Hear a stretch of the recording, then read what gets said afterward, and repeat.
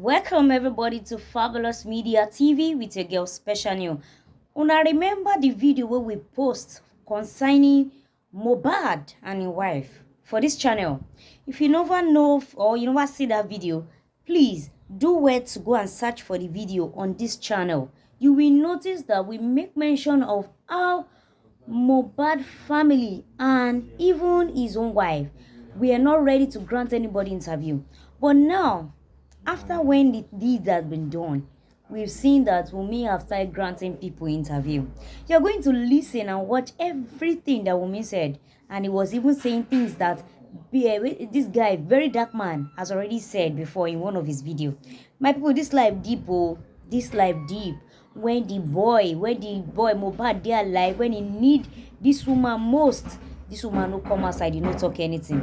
Even they thought when they bury her, she was not aware. This is Fabulous Media TV. Subscribe there, check videos.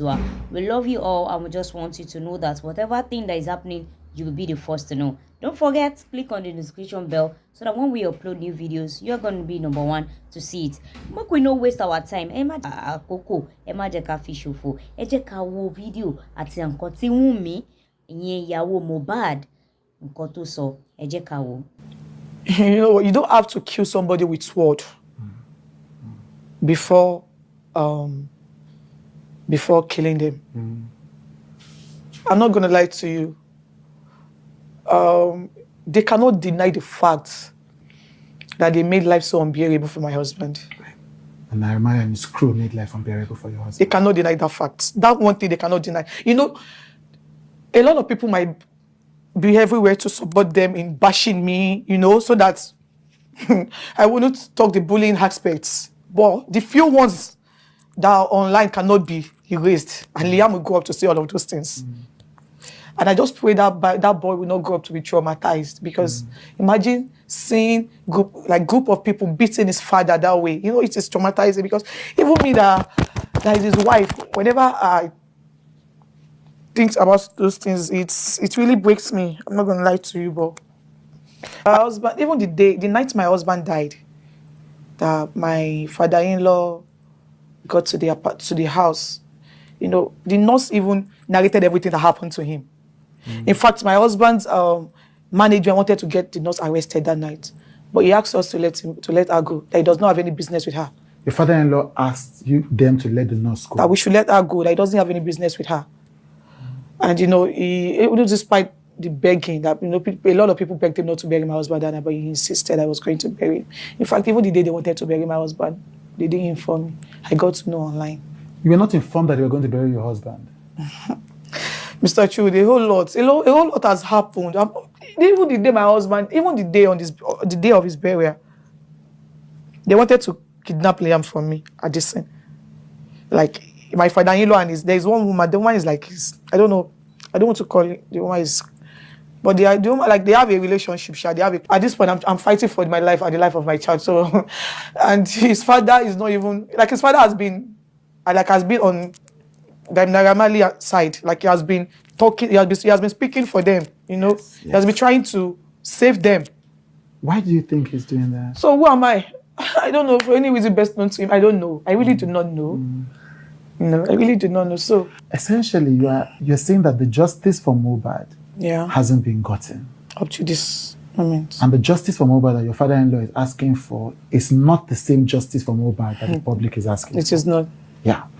And you're essentially fighting on two fronts. Yeah. You're fighting for justice for your husband. Yeah. Again, and then you're having the people who are supporting his oppressors, as you call them, attacking you. Yeah. And you're also being attacked by your father-in-law. Father-in-law. At the same time. Yeah. And your father-in-law seems to be supporting the people who you say oppressed your husband. Yeah. He had a podcast with one girl. What's the girl's name? Susan Pork. Susan Pajok. Pajok, yeah, I think so. I don't know. He has a podcast. So for you to know, he was actually, and that was the day our son clocked 5 months.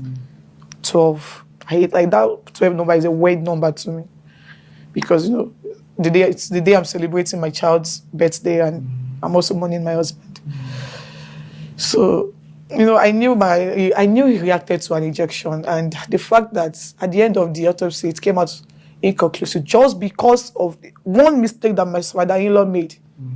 The fact that he buried him. If he was not buried, it would have been another thing entirely. But because he was buried, so they said his body has already decomposed. So most of the tissues that they are supposed to remove from his body has rotten. And the fact that it came up inconclusive is one thing I don't even want to accept. Close relationship. It's more like they had plans in collecting Liam from me that day, because it got worse to the extent that we had to put Liam inside nylon to take him out of that space. So you're saying this battles you've been fighting started from the day second day my husband died up to this moment. And so the fact that the autopsy results came out inconclusive is one thing that I don't, it's hard to accept. Yeah. Because I knew so well that my husband actually had an injury from the fight he had with his friend. Which friend? His name is Prime Boy. Okay. And I also knew that he reacted to an injection. Because my husband was fine before the nurse came, although he had an injury. In fact, the day he died, because Liam would go up to say all of these things, and he would ask me questions, and the story would not be interesting if at the end of the day there was no justice for his father. Yeah. The fact that he was bullied, by his oppressors, that alone is another thing that is outside. Now, up to this moment, nothing was done to it. Right. The fact that oppressors, you're talking about the whole Naira Marley thing. Yes, the fact that the bullying part, the bullying part is part of the reason why the whole world came out for justice. Yeah. And up to this point, the police actually promised us that they will be brought to book and all of that. But up to this point, nothing was done. Yeah. Do you understand? So do you agree that whole bullying is part of what led to the death? This is Fabulous Media TV.